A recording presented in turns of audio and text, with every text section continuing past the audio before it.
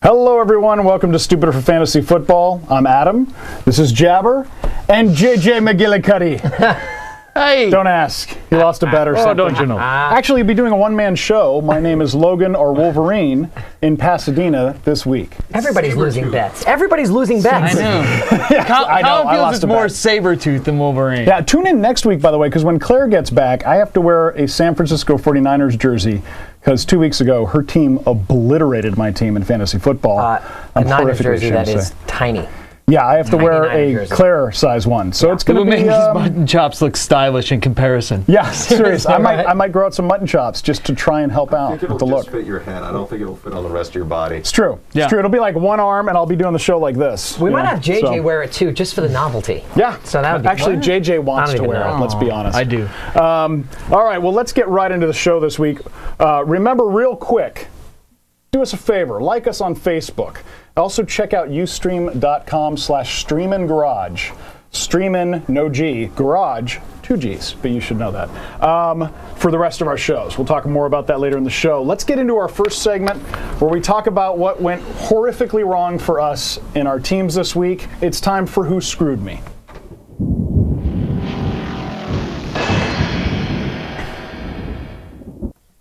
So I'm going to kick it off.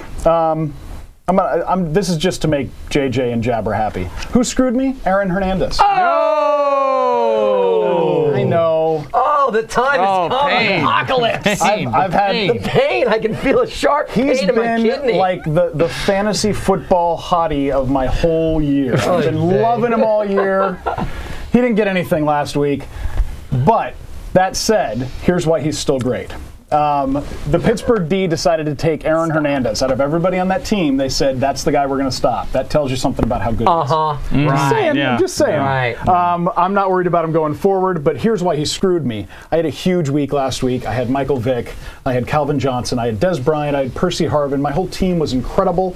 Had 178 points. Had Aaron Hernandez got me 6 points, it would have been the record for a single week in my league. Of my league of 11 years. Wow, those are nice problems to have, aren't they, That's Mark? amazing. It was rough. Really I don't know how I got through What it. is this? Not only what you do with a booger, but it's also the world's smallest violin, right, JJ? This is an Irish fiddle. There you go. Yeah. There you go. Yeah. There it is. He should be playing the Irish fiddle. I am. Do you know a jig? Can you dance a jig for us? Also, Peyton Manning screwed me. In one of my other leagues, I have Peyton Manning and Michael Vick. How do you bench Peyton Manning? But I should have. So I still don't know what I'm going to do. Screwing everybody. Yeah, he's not throwing any touchdowns recently. No. Yeah. I mean, but I you don't can't think bench he the feels guy. like it. You know who he's waiting for, Marty Loveland? He's waiting for Austin Collie to come back. He's probably going to be waiting another week. We'll talk Yeah, about that later we'll too. talk about that later. Mark, who screwed you? Who screwed me? Well, I won this week, folks. I know. Few and far between. But I did win. I'm 5-5, barely legal as 5-5. Nice. And but I'll tell you who screwed me. Steve Smith, you're kind of screwing me right now. Steve Smith, Giant Steve Smith. So, I don't know. I mean, I did win.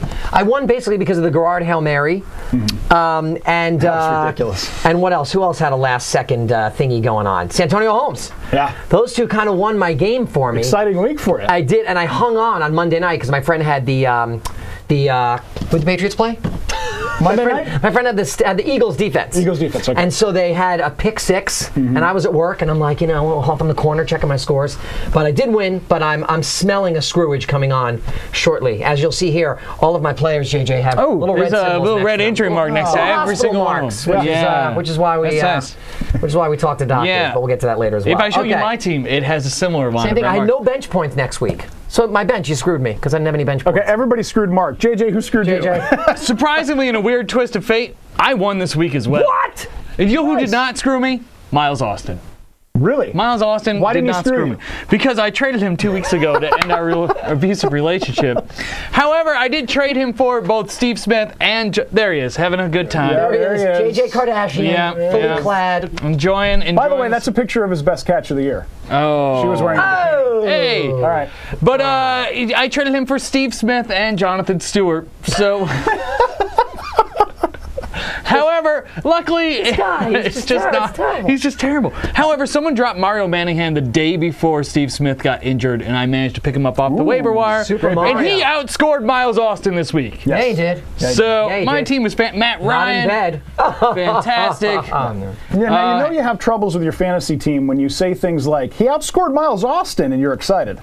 That's problematic. It's all part of breaking my pattern of abuse. Sure. You had to dump that guy. All right, well, enough of this bitching. Let's move on to a better segment for us, a segment where we told you what we got right for you guys last week. It is time for We Told You So. And it's the same title card 2 weeks in a row. Corey, I'm so disappointed. CSL. There's no reason for this. Yeah, this is unacceptable, Corey. You are to live in a little cave and make us great title cards. That's your job. Or violence. Or let your niece draw another one, so we have the Happy Bubble title card. Although the Halloween one was nice. Halloween was good. Right now, somebody's listening to audio, heard it in their car, and thought they were being shot at. Right. Are you happy, Corey? You just caused an accident. Yeah. You just caused an accident, Corey. Way to go, buddy. Corey, you're worse than that Cleveland Browns fan who tackled that 8-year-old. You know my favorite thing about this? We're talking about Corey. Nobody knows who Corey is. I need to get Corey in here because we talk about him a lot. Corey is our graphics guru and does a lot of things. But you guys don't know him, so maybe we should get you guys to know him. You're not fired. We're just complaining. He loves football. All right. Not really. I think all right, so let's talk about the guys we got right for you. Number one, you've heard this name before, but we actually told you to start him on Twitter before the game. That's LeGarrette Blount. Had another solid game. Check out that amazing right cross. That's what he's known for. When he's not smoking he's punching Yeah, he was good this week. Had, I believe, like 90 yards and a touchdown. Yeah, somewhere 91 yards and a touchdown because I followed my own advice and started him this week. All right, there you go. Beautiful. Yeah, that touchdown was amazing. Instincts. Yeah, the thing I love about LeGarrette Blount is especially last week, they were playing Carolina, so I had a feeling the Bucs were going to be handing them a pretty solid defeat, and they'd be running a lot in the second half. Carolina looked a little better than I expected them to, but still, they were running the ball a lot in the second half, and that's where Blount shines. Yeah. He just powers through guys. Do we like LeGarrette Blount or LeGarrette Blunt Force? Thinking Blunt Force is appropriate better. for the kids would be Blunt Force. Yeah. Right? Yeah. Okay. And then our second guy, Dez Bryant. We told you this was the only Cowboy worth starting. This guy's emerging as the guy in Dallas. He's the amazing wide receiver catch now. in the end zone there. Yeah. How did he come up with that ball? It was brilliant, and not only that, he makes many of them every week. He's getting better, and he's a rookie. He does. We talked about when Kitna came in. Kitna has rapport with Dez Bryant because he wasn't one of the official, because it was Roy Williams and it was Miles Austin as the starting two. Dez was catching a lot of balls in the second squad, and when he came in, he immediately stepped up and became Kitna's favorite target. Yeah, absolutely. He's a playmaker. I mean, he wears number 88. Just call him the playmaker. Just call him Irvin. Yeah. He's better than Irvin because he doesn't push off like Michael Irvin did. Ooh. Michael Irvin is not going to be happy with you. No, he hates me. All right. Well, another thing about Dez Bryant, again, if you're in a league that gives return yards, he's even better because he's a great return guy, too. Yeah. All right. Number 3 guy, Mike Goodson. We talked about him last week and guys to pick up.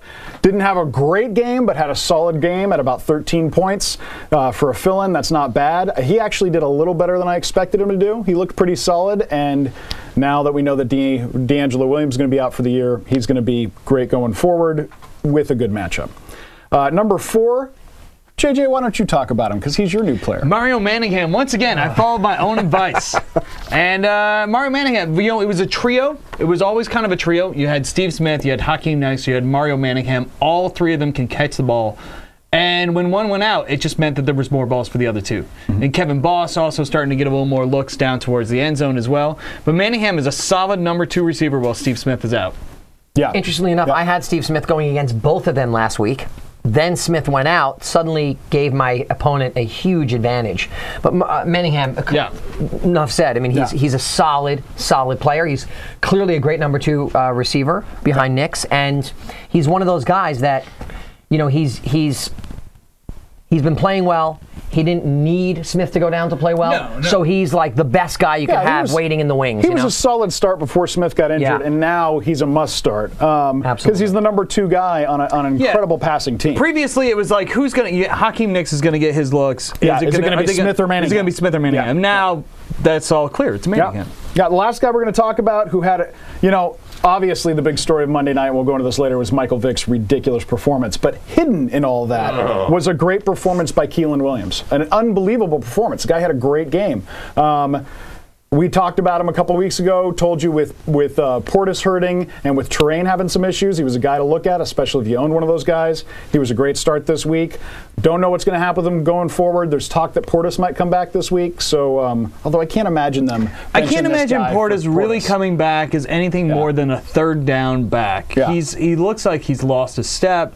Yeah. I mean, as far as running backs goes, he's up there in years. He's up there in number of carries. Yeah, I tweeted this last week. I tweeted about Vince Young. When do we get to admit that Vince Young's a bust? Because Texas Longhorn fans won't let it happen. I understand because as an SC fan, we wouldn't let the whole Reggie Bush thing go for a while. But that said, same thing with Portis. When do we admit that this guy is now no longer fantasy relevant? There's two younger, better backs on his team. But we still hear about, well, he's going to get the start if he's healthy. Why? Well, here's where I play devil's advocate for a moment, because the Philadelphia Eagles had really no reason to play any defense on Monday night. There was no urgency to their defensive game on Monday. True. So, good performance, 16 carries, 89 yards. Obviously, some big runs in there because he only had the 16 carries. But when you jump out to a lead that is huge, 28-0 in the first quarter. I mean, they made history on Monday night. The Eagles, no road team has ever gone in and been up 28-0 after the first quarter in any game. Why don't we throw it to resident Redskins fan and currently in a massive depression, stat guy Colin Wilkie? Oh, Colin. Colin, what do you think of this kid? Yeah. Colin, what's the deal with Keelan? Keelan, he's actually a decent running back, rookie out of LSU, undrafted. Was looking good in preseason and really good, actually, third down back because he's good in the backfield. If you look at his stats for the last game, he had 4 receptions, 50 yards, and a touchdown. He had 3 touchdowns total, 2 he ran in, 1 he caught. So between Terrain and Williams, that seems to be the duo going forward. It's a good 1-2 punch. Yeah, Portis, I think he seems to be aware of where he's going. Yeah, he kind of took on one of those just mentorship approaches last game since he was on the sidelines with Williams, just kind of talking him through the whole thing and just making sure he was ready to go. Since he found out fairly soon before the game started he was starting. So, yeah. And you know what? Jabber had a good point. This game, because of how it broke down, was a bit of an anomaly. I believe Keelan Williams is the best looking back on Washington. And it's very close with Terrain. Terrain's more of a blunt type running back, more of a pounding kind of a guy. Keelan Williams is multi-talented. He's better picking up the blitz, better with pass receiving. That's so they look kind of like a real young Bradshaw Jacobs. You know what I mean? They're like that kind of tandem, that lightning and thunder kind of a mix at running back. Anyway, let's get out of this segment. Do you guys have any we told you so's that I didn't mention, that I forgot that could happen?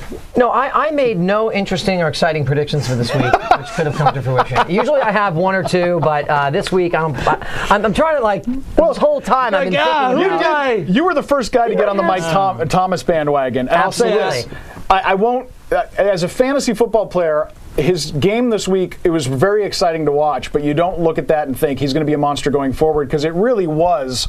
You take away that last crazy but take away that last catch, but he's got 7 catches for 90-something yards without that catch. Still decent. Yeah, Still good. I mean, still he's a good guy. Yeah. All right, let's. I'm going to throw it over to Jabber now for getting you guys caught up with everything that's going on around the league. It's time for the fantasy news.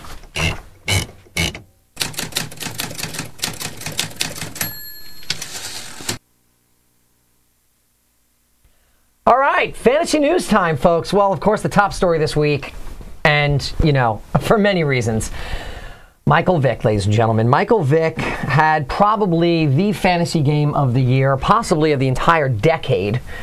Maybe the greatest fantasy game of all time, because we love to say that in 2010. Look, he's obviously a great player, fellas. This guy is an incredible athlete. Let's talk a little bit about repeat performances. Let's talk about his style, the style of his game, how he runs, how he plays, how that's going to affect him going forward. I mean, can Michael Vick keep up even a remotely similar pace to what he's done over these couple of games, and is he due for an injury? I mean, let's just throw that out there. I think that's the big question. The big question with Michael Vick is, can he stay healthy? You know, it's not. He's healthy now, but the way the guy plays, you know, this last game against the Redskins, he was great. But the first game he played against the Redskins, he made that touchdown run, got crushed between two people, and I believe he had a strained cartilage in his ribs, which is a very weird injury, but apparently very painful, and you can't play through it. Michael Vick, right now, to me, is the best fantasy football player out there. Even if you take away this last Monday night game, every game he's played in, he's been incredible. I mean, just incredible. I have him on one team, and it's been 30-plus points every week that he starts. And that's the point, that he starts. What is he going to miss more games? Right. Well, I mean, the big thing is when you have a running quarterback, you know, and like people like to think he's changing the game, but like, you know, quarterbacks used to run a lot more before linebackers got bigger and faster and stronger and hit like, you know, the bejesus out of somebody. And the fact is, you know, by running one big hit, and he's back on the sidelines, and, you know.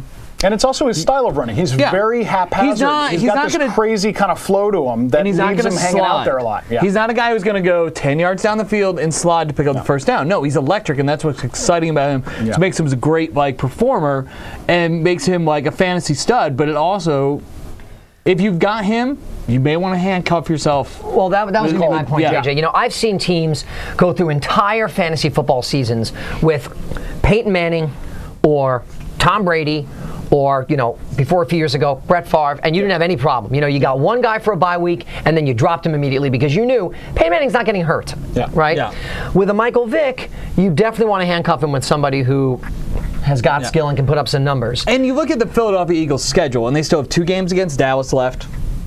Terrible. Well, I mean, maybe they're turning around. It's going to be for Vick and that team. It's going to be. They've got a game left against Houston. They go up against Minnesota, who will allow him to have 80 seconds to look for a receiver and then run for 30 yards. But what he is doing better is he has become a much better, and I think this is universally across the board. Everybody agrees.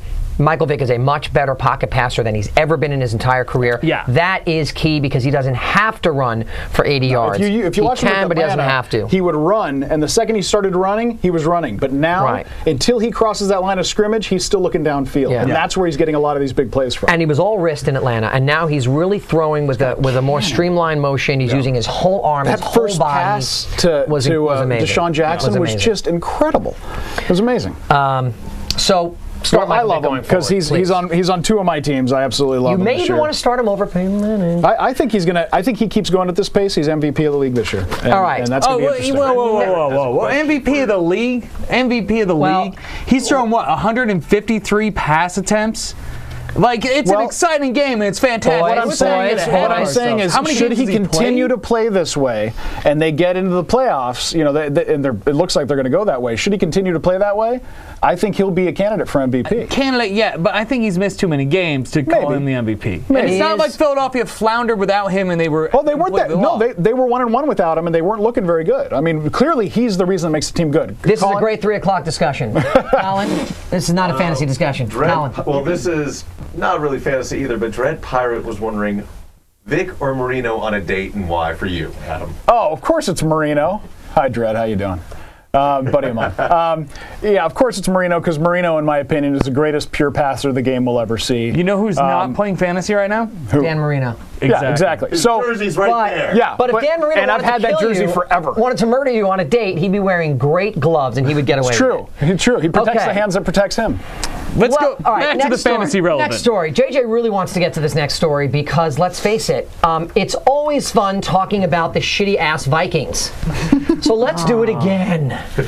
Sidney Rice is probably out. He's definitely out this week. He's not coming back. No, he's not. He's not definitely out this week. Out. He may be out. He's not playing this week. It is his own personal choice that he will make on Saturday. He's not going to play this week. And it is not about the money. When Brad Childress is your coach, everything is your personal choice, which is very comforting for us NFL fans. Show me some of those chili pics. Look at there. There's Chili picking up his date. Do we care? They're going to go sext in a dark corner somewhere. Sex text. Does this really have any implications for Percy Harvin, who's really the only other guy worth talking about? Well, I think the reason why in fantasy you care is because Sidney Rice had such a huge year last year and was such a down-the-field threat. Yeah. And does he come back, especially going into the playoffs? Is this a guy that you keep on your bench in hopes that when you make the playoffs, you've got a potential it's number tough. one wide receiver. Here's why it's tough. You can't just drop him, because if he does come back, even if it's for the championship game, he could be the reason you win it. But that said, the Vikings are not going to the playoffs this year. It's not going to happen. I don't care. It's just not going to happen. And I think Sidney Rice is going to make a career decision and go, listen, I'm not going to come back for the end of the year for games that don't really matter. I'm going to go ahead and let this heal completely and be a great player next year. Here's my point. Ready? He's also a free agent next year. This is it right here. Okay, Santonio Holmes was suspended. Still trained, right? Was not injured at all. Okay, Santonio Holmes worked out. He got in shape. It has now taken him 5 games to get in playing shape. We're going to talk about him a little bit later, all right? But Sidney Rice is coming back from an injury, okay? It's not like this guy has been, working out as intensely. He had surgery. He's not working out as intensely. He may get maybe 6, 8, 10 plays tops. There's no way he's going to be in playing shape by the time your playoffs start. If you're a playoff-bound team and you're deep, fine, stash him. Otherwise, to me, there's really no discussion. I mean, last year, would you have rather had Sidney Rice or Santonio Holmes? Oh, Sidney Rice. Sidney Rice. By how much? By a little? A little bit. By a little. Yeah. So, my opinion, the guy had surgery. He's not going to be in playing shape, period. To me, that's the whole discussion. Yeah, and especially if he doesn't come back this week, then it's another week or two, and then another couple weeks to get into game shape. You got 3 regular season games. And I'll tell you what, I also get the feeling like if they look like they're going to the playoffs, he's back last week. That could happen. That's a good thing to say. Listen, if they get back to 500 and they get back into it, then he might come back the last couple of weeks. But I agree with Mark that Harvin's the guy there. Even if Rice comes back, Harvin's going to be number 1. I think Rice coming back helps Harvin. Sure. But I don't think Harvin needs any help. But Harvin has been and he's so consistent. He's been great no matter who's there, no matter when we draft a quarterback next year. Number 3. Oh, look at that. Another Vikings story. It's what the national media would like talking about. Oh, sure. The funny thing is, JJ we don't even consult him on these things. No. These are the bigger stories this week. We all know Brad Childress is on his way out. How long, and does this affect the Vikings? My answer is, let's move on. I actually think the second he look at that. The second that's not Chili Davis, folks. That is Brad Childress. The second he gets fired, I think it's good for the Vikings. I think it's a mess there, and even if it's not his fault, he's the figurehead. Yeah, and so you got to change it. I think it doesn't change. Right now, there's 2 players on the Vikings that if you have them, you start them, and it's Percy Harvin and it's Adrian Peterson. Yeah. Everything else is a giant risk. Yep, I agree. Those are two studs that you just start every week. I'd play Shenko on matchups, but only on matchups. Yeah. And I think if Chili gets fired, it doesn't change. It's still Harvin and it's still Peterson. Right. Nobody else. Those are their 2 studs. Period. There it is. There's Henry Kissinger. Hey, there's little Shenko. All right, and there's little Shenko. Not so little, apparently, if that bar is accurate. All right. Our last news story. Well, there could be many more, but of course, we're prioritizing here. Yeah. We're prioritizing. Yeah. Adam's prioritizing. Another guy, we've been just waiting around for this guy, Vincent Jackson. What's the deal? He's coming back week 12, or he's eligible to play again in week 12. And I think the one difference that because we just talked about Holmes and about Rice and how it's going to take them a while to get in game shape. The difference, I think, is that Phillip Rivers gets the ball to anybody. Mm-hmm.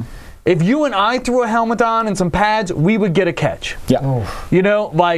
He is that good. One catch and then end up. And then we'd be, in the hospital. Yeah, seriously.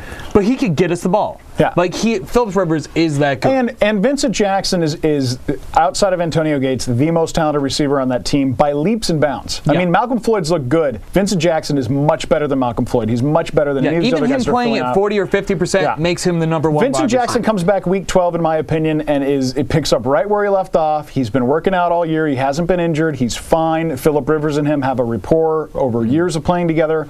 He's going to make them better right away. If you have receivers on your roster that are comparable or a little bit a notch below, are you confident 2 weeks before the playoffs start in your league? Are you confident inserting Vincent Jackson over one of those guys who's been playing all year and getting you consistent points? If you've got a consistent are you confident? Guy, yes or I'm no? not confident. I am. You are? I am not if your guy's consistent. I say if you've got one of the up and down guys like my man Miles Austin, who's all or nothing, then I say yes, I'm Vincent Jackson. I say no. That's 2 out of 3. The no's win. I'm going to predict it right now. Vincent Jackson is a top 10 wide receiver for the last 6 games of the season. You heard it here. You'll find out more about it on Twitter. I will bet against that. All right. Oh, God, I'm going to lose another bet. I'm going to have to wear a little Vikings jersey. I've got one last thing I want to talk about. Great. Also, Reggie Bush is reportedly going to be back this week. I don't expect him to be a great fantasy play because I think it's going to be one of those we're going to ease you in. There's no reason to rush him in. They're going to want him more for the playoff run. They've got Chris Ivory, who's a comparable kind of back. But, I wouldn't expect them to have him returning punts. That's something he usually does. Probably. They're not going to have him do that this year. They're going to let him continue healing, get him, 5-10 carries. But it's good to know that he's coming back if for anything else, to know it's bad to start Chris Ivory because he's going to eat into Chris Ivory's carries. Yeah. Neither one of them are going to be relevant. Sure. And Bush will eventually be the more relevant. And then, of course, there's the Pierre Thomas issue, which we're probably not going to cover later. But Thomas, not looking good for him coming back this week. So Bush may be a decent play because maybe he can get you those 10 to 15 points, possibly if he gets lucky, even if he plays limited because Thomas most likely not going to play. And Chris Ivory just hasn't really been that effective. So it'll be interesting to watch the Saints as they go through the last half of the season because Breeze getting a little better, Colston playing better now. Should be interesting. All righty.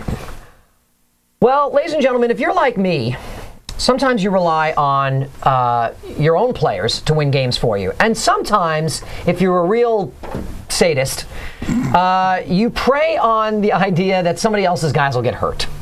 And that's why we like to explore the injury report in our next segment called The Doctor is In.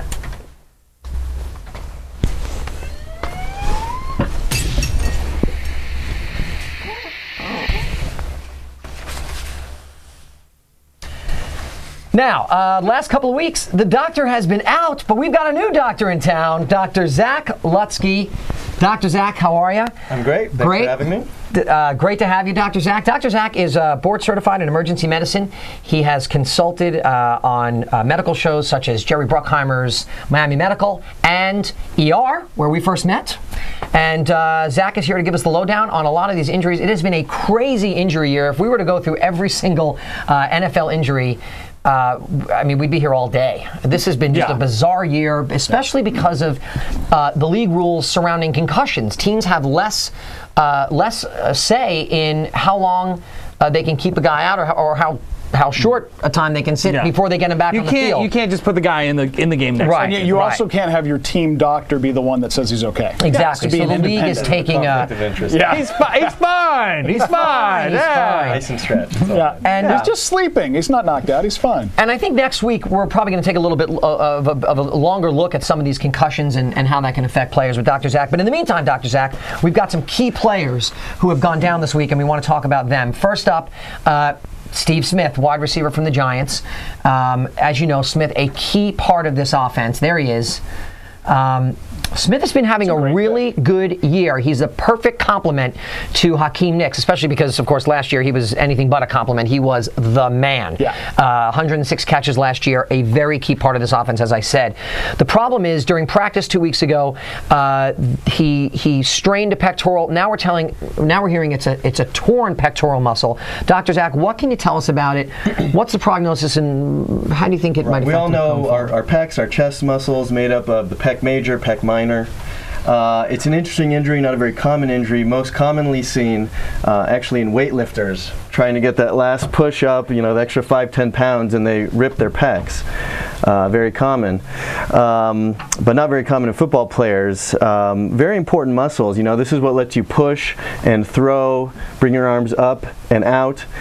So a very significant injury for a football player. There's been varied reports of how severe this is, but we're probably looking at December. When in December, it's hard to say, but probably maybe mid-December.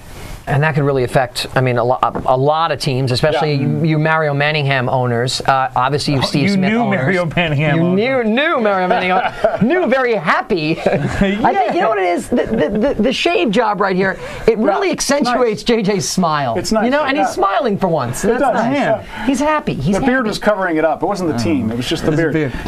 Let me say something about Steve Smith, because what's happening in the league is exactly what you're saying. It's going going to be a while because the Giants, this entire week, they brought in Derek Hagan. They've been bringing in all these wide receivers. You don't do that if a guy's going to miss a week. You don't do that if you think you might have him back in 2 weeks. It sounds to me like sometime mid-December is when he's going to be back.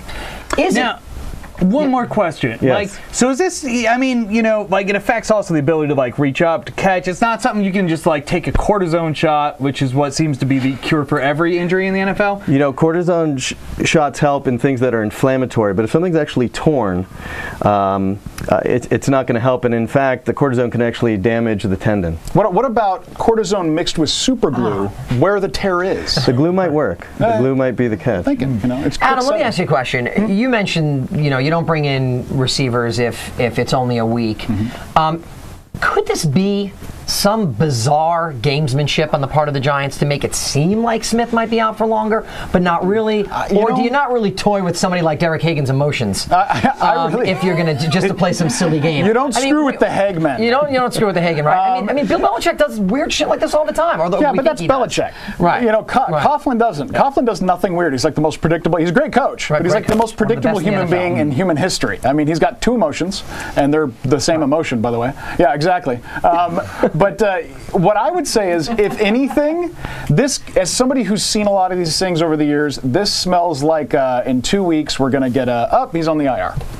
Like this kind of seems to me that maybe they're hoping it's better than it is. Well, Dr. Zach, is that the kind of injury that could put you out for up to 8 weeks? Absolutely. Yeah. This is the kind of injury that if it's severe enough actually needs surgery. And then it's a they got to go in and reattach it, don't exactly. they? Yeah. Exactly. Wow. And that's hard to recover from. Mm-hmm. All right. Next up, let's talk about the Chads in Miami. Not hanging anymore. Political humor. Football show with political humor. And that's, by the way, that's 10-year-old political humor. And that's for number 10. Two of them right there. Yeah. There they are. That looks disturbingly romantic. Aqua, yeah. They're actually rubbing forearm hairs there, which is nice. I do that all the time with JJ. So Chad Pennington is out for the year. So not really that pressing to talk about Chad Pennington. Sounds like he's had multiple injuries, multiple surgeries. I would say out for his career. He's just been in bad shape. Yeah, Chad Pennington is what we call what we say about Cliff Floyd in baseball, made of glass. Yeah. The problem is that Chad Henne was looking a lot to his receivers. He's now messed up. Let's talk about his injury first and then the implications after. Chad Henne, I thought it was a dislocated knee, but Dr. Zach, in fact, it's something entirely There's some reports that it was a dislocated knee. To be technical, it's actually a dislocation of the kneecap as opposed to the whole knee joint. In my world, it's actually a less severe injury. For him, it still may be some trouble. Okay, and that's the patella, right? The kneecap is right. the patella? The patella sits in what we call the patellofemoral groove and can be knocked out. Usually it's knocked out laterally to the side. These things come to the ER. They're very easy to pop back in, very quick and simple. Doesn't sound very good, though.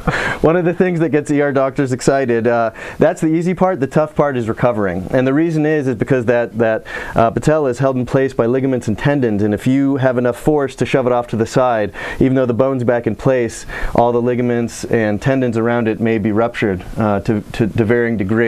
So that's the question here. As I was researching this, there was a question of maybe this was a partial dislocation, just got pushed out a little bit. Let's hope so, because that's probably just a couple weeks. But if this thing actually was popped all the way out of the joint, we're probably looking about 4 months. Wow. I've actually done this.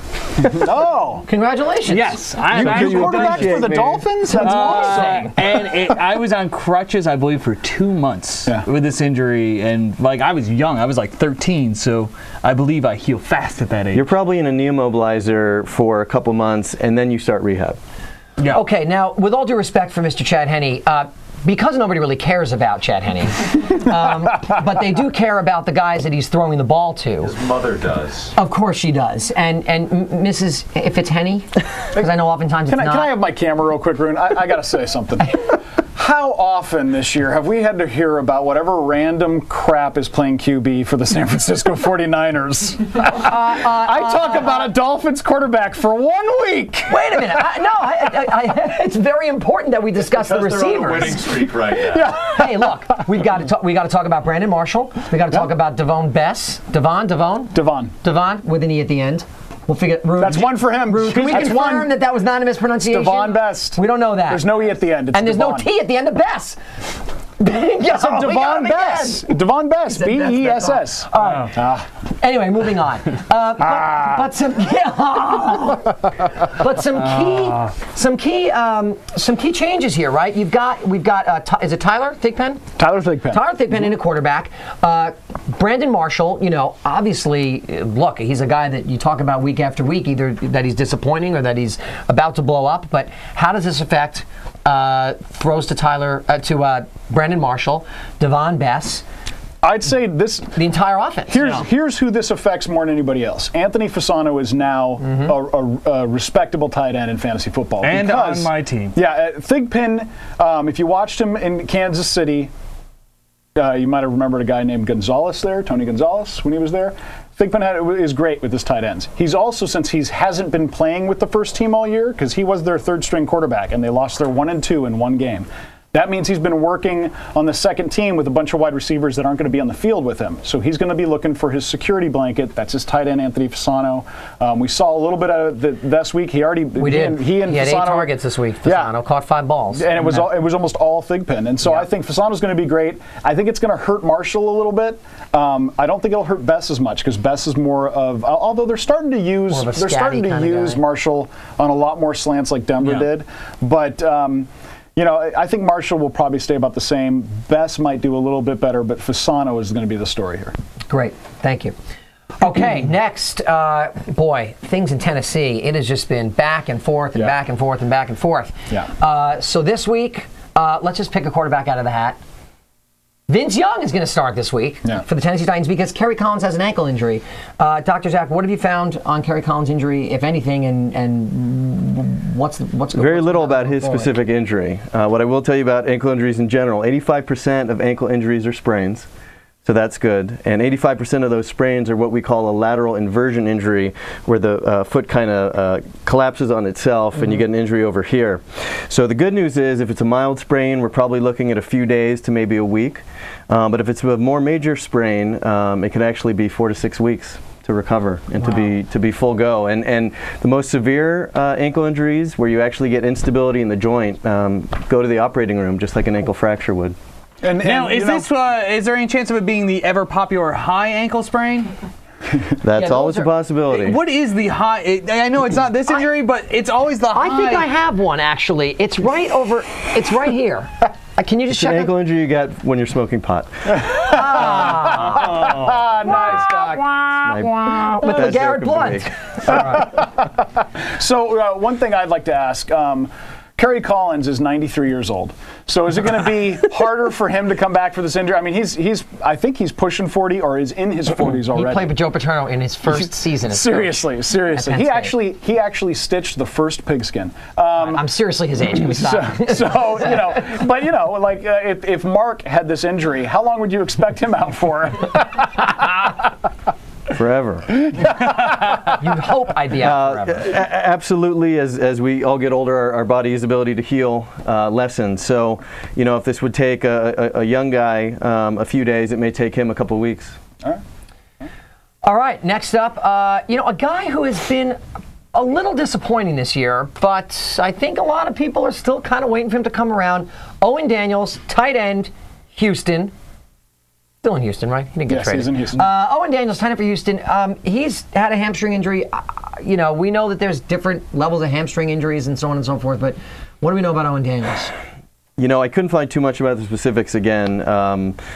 Just to get everybody on the same page, your hamstring is the group of muscles at the top of the back of your leg, very commonly injured in football and these types of sports. Graded from 1 to 3, and it could be anything, again, like an ankle sprain, actually, from a few days to a few weeks, depending on the severity. From what I found, it's looking like he's probably going to miss at least another game. Yeah, I've heard that too. I've heard he's not starting this week. I heard Joel Dressen will get the start. That's his backup. And Owen Daniels last year, before he got injured, and I think it was an ACL last year, he was the best tight end in fantasy football. but it's time to stop thinking about last year. Owen Daniels should not be on anybody's roster, even when he comes back. He's just not that good. A follow-up question: when people get hamstring injuries, it seems to reoccur. By injuring your hamstring, does it make it more likely for you to re-injure it? I think most likely what happens is people don't let them heal completely. Yeah.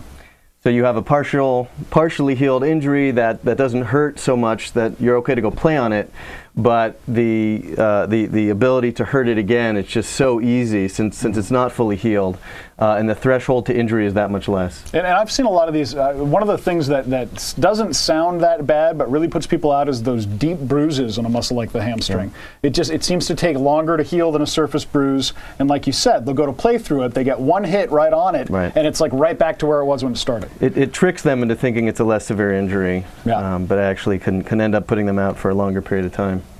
Yeah. All right, let's talk about. Boy, this is a big one. Yeah. Usually you would say an injury to Antonio Gates is something you'd want to start off with, but we want to go out with a bang today.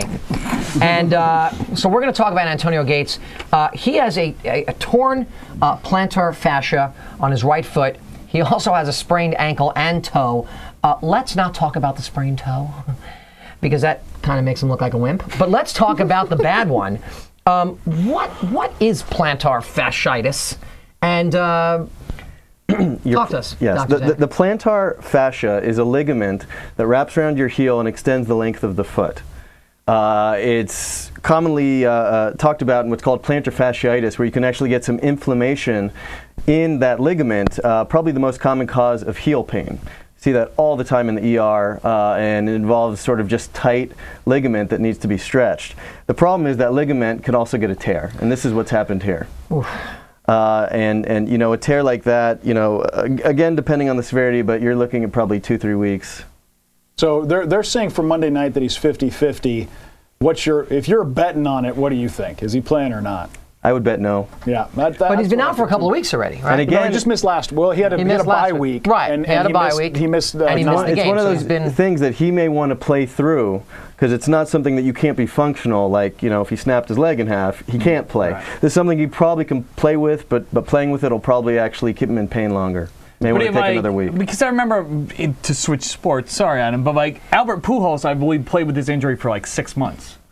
So it is something you can actually, if you can endure the pain, are you going to be doing more damage to it?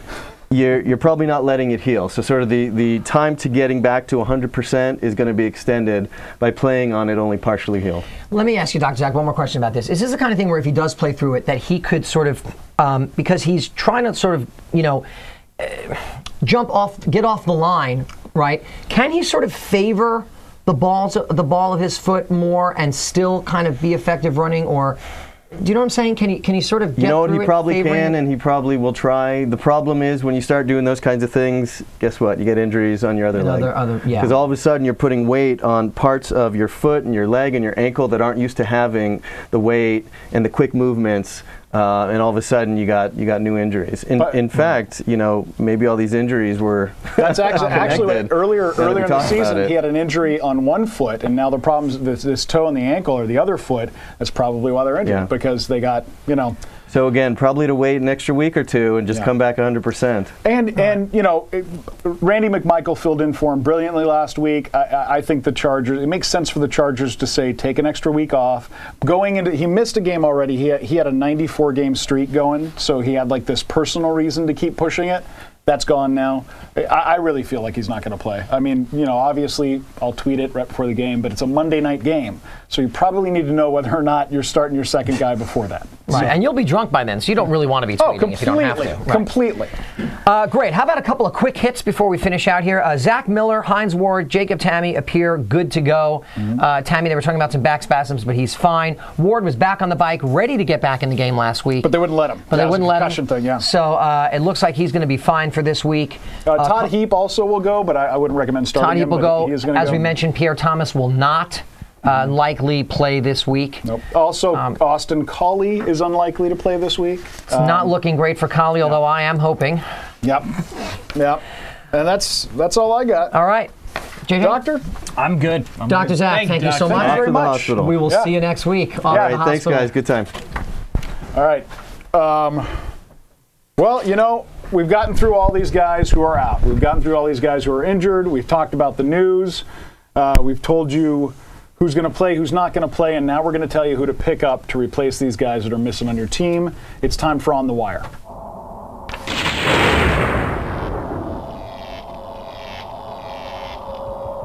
All right, first guy I'm going to go over, or actually, Mark, why don't you lead this? All right, well, one guy who we brought up a little bit before, who actually I picked up this week, I believe JJ did as well, our man Anthony Fasano, down in Miami. Fasano saw a lot of targets. I mean, we don't really have to say much more about it, but Fasano has been a talent, has really turned it up the last couple of weeks. Look for him to get more targets. You know, for example, I have Tony Gonzalez. I'm a little concerned. I want to handcuff him with somebody who's reliable. He could be a really reliable option going forward, going into the playoffs. Yeah, and he's available right now in 71% of leagues. So, you know, that's pretty decent. If you can pick him up, if you're hurting at tight end, it's perfect. Pick him up. He's a great guy to start. I think he'll be good for the rest of the year, or at least as long as Thigpen's in. If Henny comes back, he gets downgraded a little bit.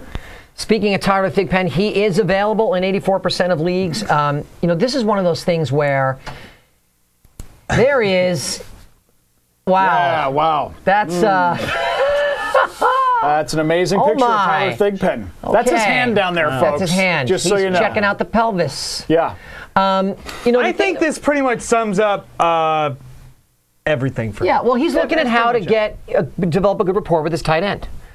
The thing about Thigpen is, that was not a joke. What are you talking about? No puns there.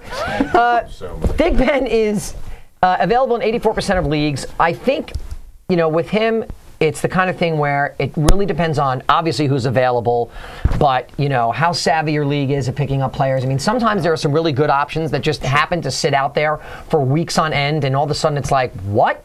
You know, David Garrard's available, huh? Yeah. You know, but I know in my league it's real tight. You got a lot of knowledgeable owners. You know, he may not be available out there, but if he is, he might be a decent option. Yeah, and we always try to give you guys nobody else is talking about. Like Garrard, everybody kind of knew last week Garrard was going to be good. I believe you guys called him way before anybody else did. Oh, that's why I told you so. There you go. There you go. Yeah. Last week, everybody knew Garrard was going to have a big game because of the team he was playing. And if you look at it, he actually didn't have as big of a game as people thought. It was that last pass that made it a great game. But Thigpen is a guy that, you know, he might not do very well. But if you're hurting at quarterback and you're one of those teams that I see in some of my leagues that have 3 quarterbacks, they're waiting for one of them to break, pick up Thigpen. He fits Miami's scheme really well. Although, talking about picking up quarterbacks leads us to our next guy, which I think is a better pickup. I hate to say this, Mark, but I do think Troy Smith in San Francisco is a much better fit. He's a playmaker. He's playing great. Yeah, raise your hand out there if you have an Alex Smith jersey and you just burned off one of those number ones. Okay? And now you have a jersey that says Smith with a number 1 slightly off to the side because you got the playmaker. Troy Smith, I agree, JJ. Troy Smith has been doing nothing but making plays. And I think he's a better option than Thigpen. And they both are available in most leagues. Well, and he will throw the ball down the field. And Troy Smith is available in 93% of leagues. Nobody's picking this guy up. Absolutely. And Mike Tice, I like him a lot. I mean, Mike Singletary has basically said, hey, the job's his. Yeah. Like Alex Smith, you come back, doesn't matter. Absolutely. And if you look at him the last 2 weeks, he's been averaging around 25 points a week. You know, we talk about Josh Freeman a lot, and we like him because he's consistent, because he averages 20 a week. Well, I like Troy Smith. He's been averaging 25 a week, and he gets it done with his legs, with his arm. He's been a much more accurate passer. He reminds me a little bit of Vick, not to the same level, but when we watched Troy Smith get his first opportunities in the NFL, he was not throwing the ball well. Yeah. Now he's throwing the ball well. My only concern about Troy Smith going forward, again, it's crunch time, folks. He's got 2 interesting matchups. The Cardinals' defense, terrible last week, no doubt. But 2 games prior to that, very opportunistic defense, picked off the quarterback a couple of times, took a couple back for touchdowns. Except for that quarterback was Brett Favre, who is known to throw to the wrong team. In one of those games, it was Brett Favre. My concern is that he's going to Arizona and that he's going to then go up to Green Bay for what is for most leagues the last game of the season. So Troy Smith, probably a good pick this week against Tampa at home. Riding that momentum from last week. Going forward, though, you got to be careful going into Arizona and going into Green Bay. A very opportunistic defense. I think the very Clay Matthews. Big the very time big player. matchup there too is he plays San Diego in Week 15, which most likely will be your championship game. Right. Or very few leagues go to Week 17 because it's so hard with players out. Right. A lot of leagues end in 15, and you trade that that's at San Diego. Passed. Yeah. So Troy Smith really, at best, a 1 week, maybe a 2 week, maybe throw him up there against Arizona. But other than that, you might want to avoid him against Seattle but as and against San backup, Diego. to be safe, if you've got nobody else on your bench and there's nobody available. Yeah. Great Side guy to note, take. by the way, should you get to the playoffs into your championship game, he's playing St. Louis in Week 16. That's a good matchup for a championship game. All right, next up, Lance Ball. I'm going to be honest with you. I know absolutely nothing about this guy. I'll tell you about him. Please do, Adam. All right, he's available in almost 100% of leagues. Here's who this guy's for. If you're a No-Sean Marino owner, you need to go pick him up right now. He is now the handcuff for No-Sean Marino. He's one of those guys that'll miss a game or two a year. He gets these little injuries. And Lance Ball looked really good last week. He might even be stealing some of the goal line touches from No-Sean Marino as they try to save Marino for a playoff run. So You telling me this guy looked really good with his two attempts for 9 yards? Yeah. Basically, here's why he looked good. I'll tell you why. I also think because he keeps I going literally thought I was going to scroll down and see got- 15 carries, No. 85 yards, 2 touchdowns. Well, He also likes to refer to him This is- No-Sean as Marino, I've noticed here. No-Sean Marino. I want Mar- Marino back in the NFL. This is as close as I can get. So here's why I like this guy. Yeah, he only had 2 opportunities last week. He less got than a named point. the backup this week. He is now the backup. Okay. And Denver is talking about having more of a shared workload. I'm not saying start him. I'm saying if you're a Marino owner, pick him up. And if you're hurting at running back, you got an extra roster spot, you want to keep a guy around, he might be a guy to look at. Right. Okay. Good. This is from the expert, folks, so I will never challenge anything that Adam says. No, you should. He is the man. You should, because I need to win more bets. Good, because that guy seems like a ridiculous pickup. Okay. Oh, I can't wait for next week's I Told You So. I can't wait either. Oh, that'd be awesome. I can't wait either. Next up, can we just grab hands for 1 second? Marty Loveland, you called this guy on draft day practically. true. Yeah. And, I picked up his torch in week 5 or 6. Then he had like 1 mediocre game, but since then he's definitely become a threat down in Jacksonville with Mike Sims Walker, by the way, little banged up right now. Yep. And even without the huge Hail Mary catch last week, Mike Thomas, you are the real deal. You were great in interviews. You had an interview up in Bristol this week after the catch. He's getting more attention now. I have a question. But he's a solid receiver. Mike Thomas from Jacksonville. I have a question. I want to ask the audience. Why is he available in 81% of leagues? Why are you not paying attention? This guy's been awesome.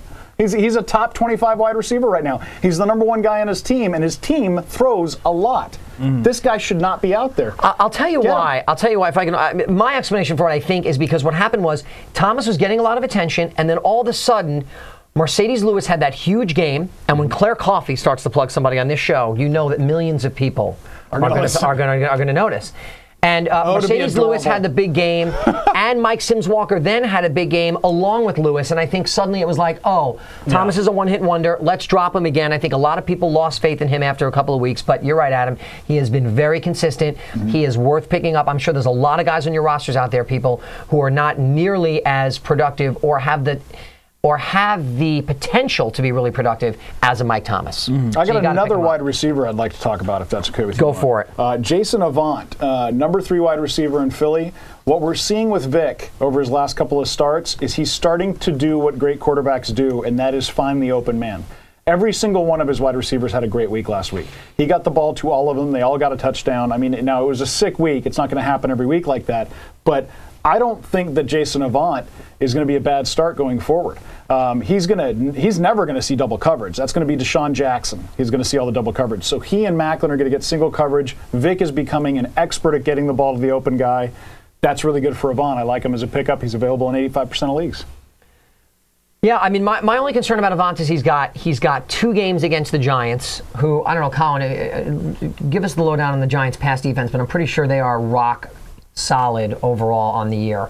That would be one concern of mine. And if it is in fact, they're number 4. the number 4, Yeah. and if it is a resurgent Dallas team, then I would be a little bit concerned about the fact that they do have two games against Dallas, I think. Well, total defense, Giants are number 1 right now. Yeah, I mean, they've got 2 games against the Giants, 1 at Chicago, 2 against Dallas. Now, Doesn't mean that a DeSean Jackson's not going to still have a great game against those guys because the great receivers find a way no matter what. But the fact that he's number 3 might give me just a little pause. But I agree. I hear you. Vick's finding the open man. So let me say one thing about that, though. The interesting thing about Michael Vick is, look, when you scheme for Peyton Manning, it's pretty much the same scheme for Drew Brees.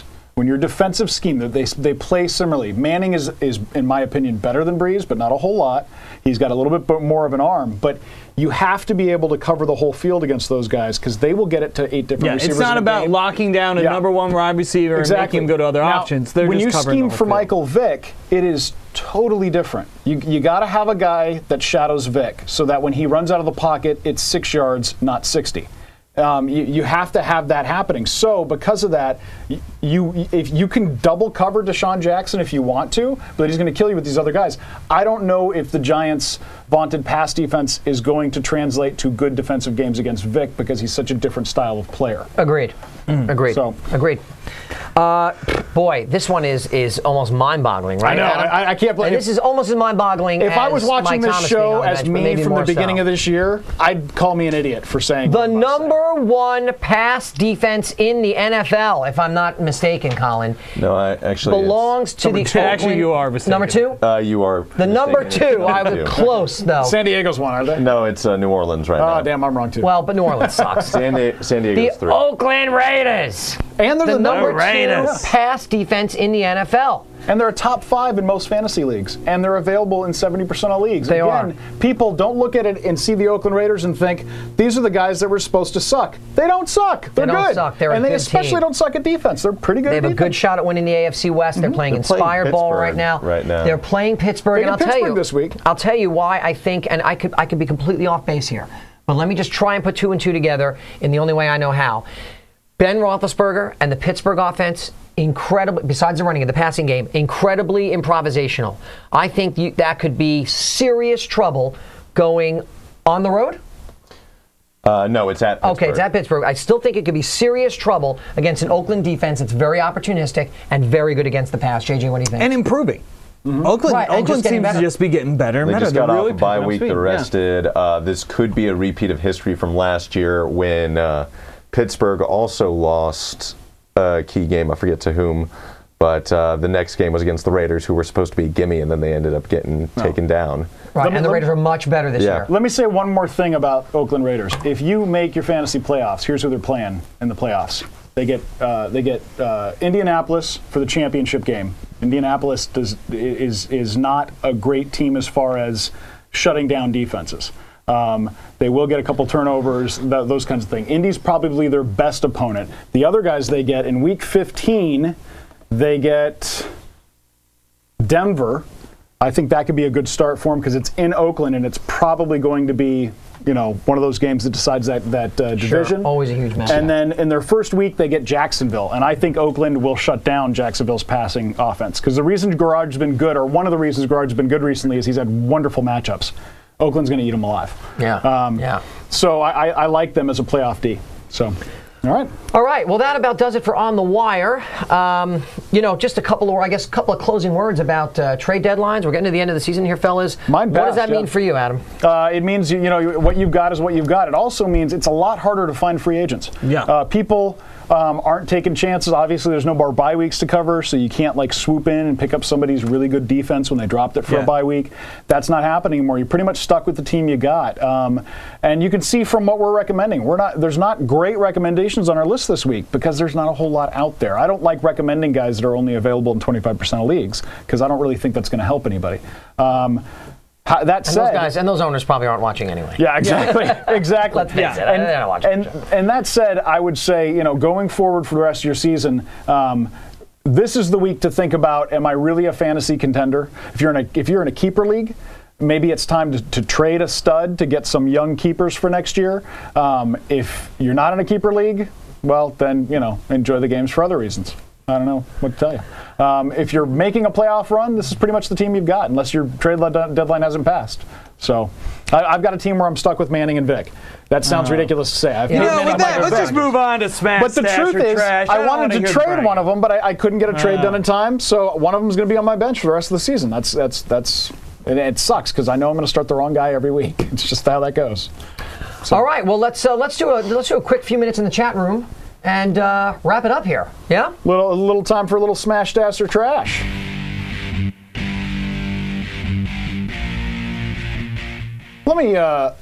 Let me explain this segment really quickly because it's evolved over the year.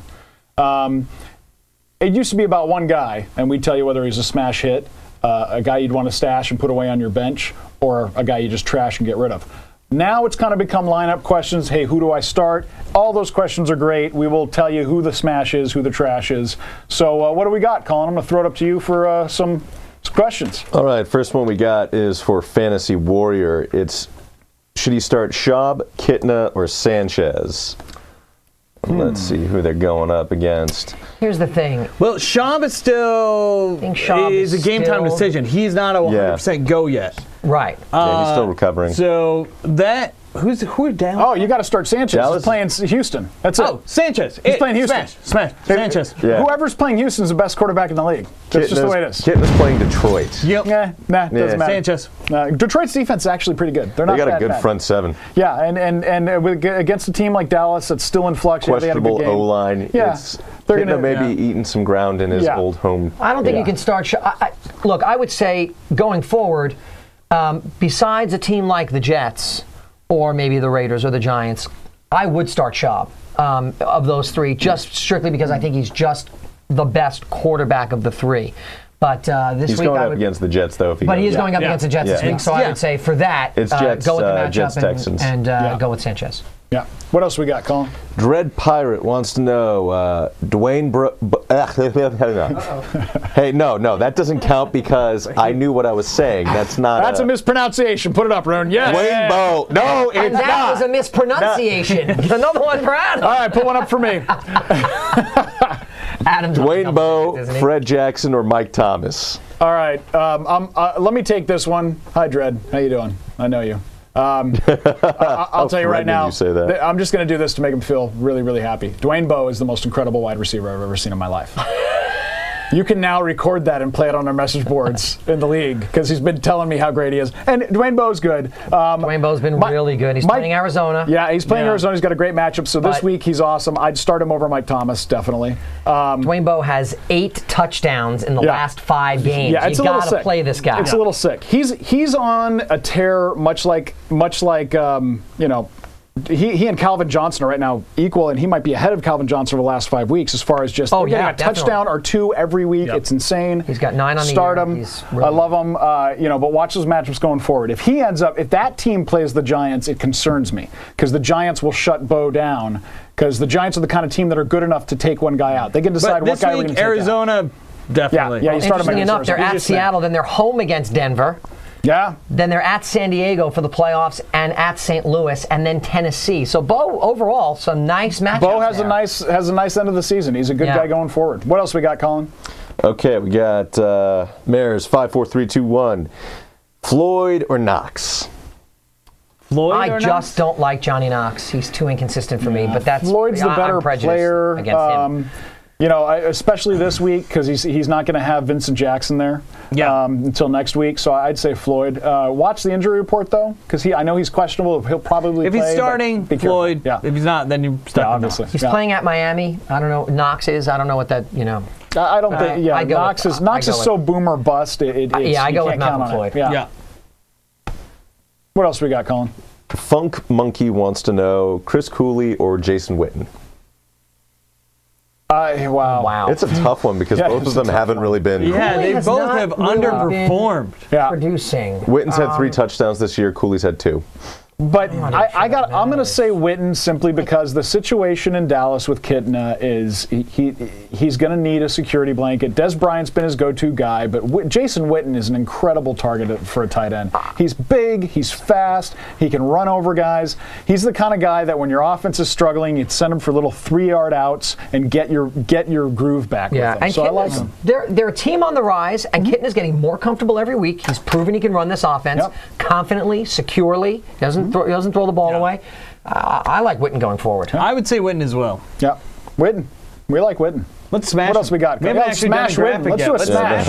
And smash. Yeah. There it is. See? Nice. All right, Colin, what do we got? VJ Fantasy wants to know number 3 wide receiver, Mike Williams in Seattle, Jabbar Gaffney, or Sims Walker, or James Jones?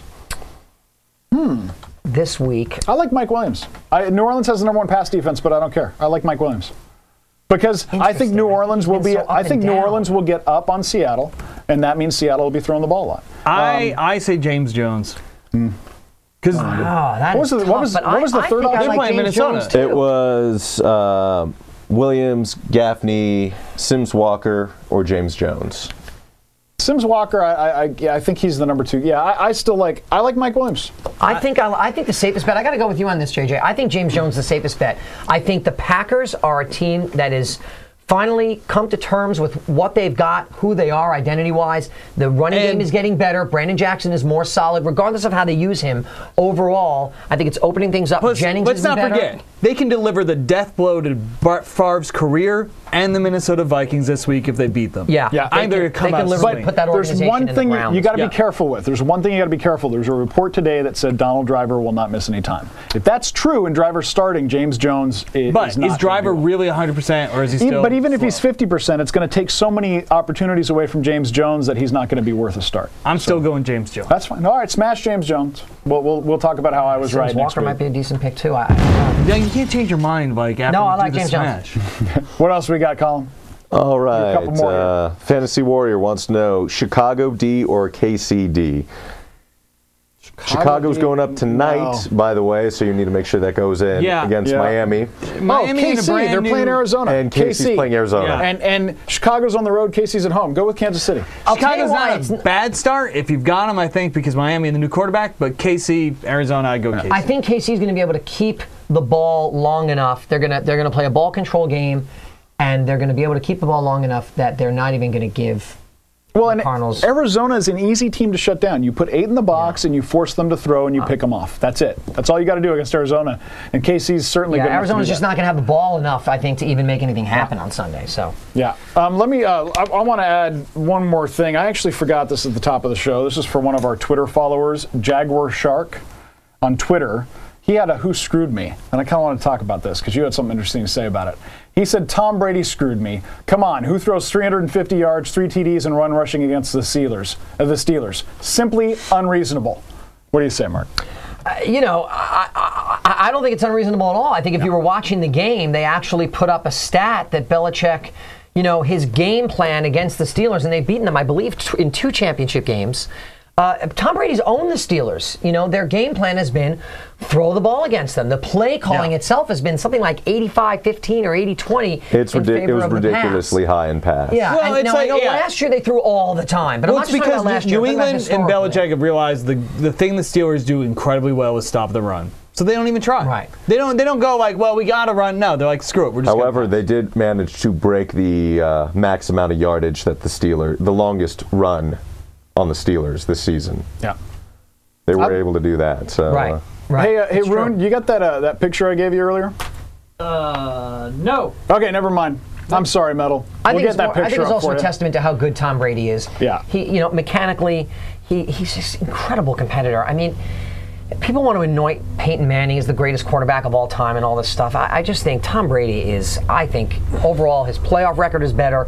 I think history will show that Tom Brady is a better quarterback than Peyton No, Manning. I disagree. I think is history will amazing. show that Tom Brady was on the better teams. Peyton think Manning Peyton is going to go Manning-wise, if down you got as the either one of greatest these- quarterback you to ever play You the look game. up the numbers, Adam. Peyton gonna own Manning every has had record. more Pro Bowlers than Tom Brady has. Yeah, I know. I over heard this history. discussion on Sports News Radio the other day too, and here's why I don't like the argument. The argument that a player is better than another player because they won championships. There's 44 guys on a team. I understand that. I'm not a He's championship one of guy. them. You know what my point You want is to talk on this about player topic? against player? You got to have stats. Is, What about if you've head-to-head? got either one of these guys, your fantasy team is doing well. What else Right, we got? moving Yes, on. true. All right, but let me. Metal Militia had one. I did. Metal Militia had one from Twitter. He was asking whether we should start Nate Washington or Miles Austin. What do you guys think? JJ, what do you I think? hate to say it, but I'm gonna say Miles Austin. Oh, ooh. Ooh. I hate to do it, but there he is. Look at him in good I think we form. can't use that picture anymore. I think it's reached its limit. I don't know. It's like If the we John turn- Coon. We still got John Coon Oh up there? God, no. Can we get a turnaround shot on that? Yeah, Can we get seriously. that turned around? Yeah, I Is that want to see Miles Austin's ass. I just It was more about yeah. Casey's front. Miles Austin has got a KK. potential for a bigger game. And Nate Washington has been okay, but He's been okay. He hasn't been great. I'd still go with Miles Austin. yeah. Well, I mean, I'll tell you, Nate Washington's going to get to face Washington. Just pick up Mike Thomas. Yeah, seriously. Next? I say Miles Austin too. I think that's about it, right? Or we got any more? We got a couple more. All right, let's do All it. right, 2 more. Sean Green, Jacob, which Jacobs was it? Javid Best or Brandon Jacobs. Yeah, Brandon Jacobs. Well, I think you got to take Sean Green Pick 2. of that. Yeah, I'm doing. pick 2? One of them is going to be Sean Green. I think he's Sean Green. finally Sean Green. Sean That was a request from the chat room. Somebody Green. asked me to throw something at you, so I did. What? Yeah. Killing me. Said you're crazy, I got to throw something at you. That's true. He is crazy, but he's our kind of crazy. Yeah, so. right? Now I'm all I say self-conscious. Sean Green.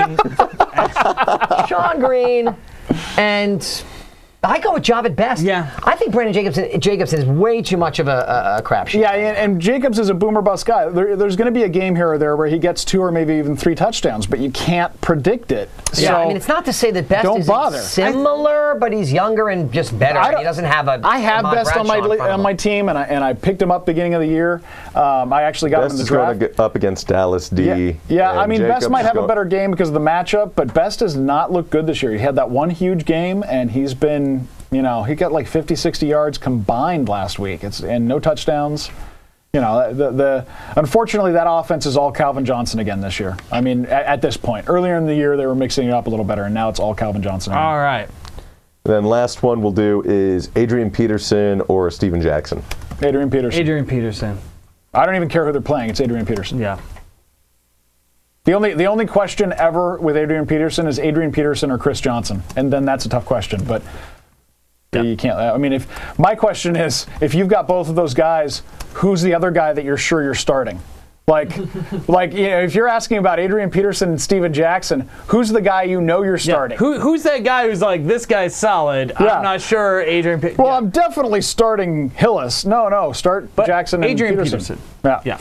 All right, guys. Well, that about sums it up for the show this week. I got a couple of things I want to talk about how you guys can get more involved with us. Definitely like us on Facebook. It's Stupid for Fantasy Football. Also, our Twitter account. It's Stupid4 Football. Stupid for Football. Follow us. We do late game updates. A lot of these I told you so's aren't from the actual shows or from the Twitter accounts because we learn more. There's a couple more days before most of the games. Also remember, like we mentioned earlier, Miami and Chicago tonight. Start everybody on Miami because they're going to kill them. I'm completely unbiased. Seriously. No. Really? No. Okay. No. Cowboys don't suck as much as they used to, but I still think they're the worst team in the league because I just don't like them. All right, that's and it. watch to know when we're going to do next week's show. Who? Next week's show will be at a special time, right? Oh, yeah, that's right. Yes. Actually, next week's show is going to be Tuesday. We will tweet more about it. And I won't be here in studio. I'll be calling in. So, right. you guys want to do it at 2 p.m. Tuesday? We just to be announced. To we be all have announced. schedules To here. be Okay. decided. Yeah, Will I get to be at the big kid table? no. No. definitely not. All right, guys. Thanks a lot. Good luck this week. Follow us on Twitter. Get more information right before the games.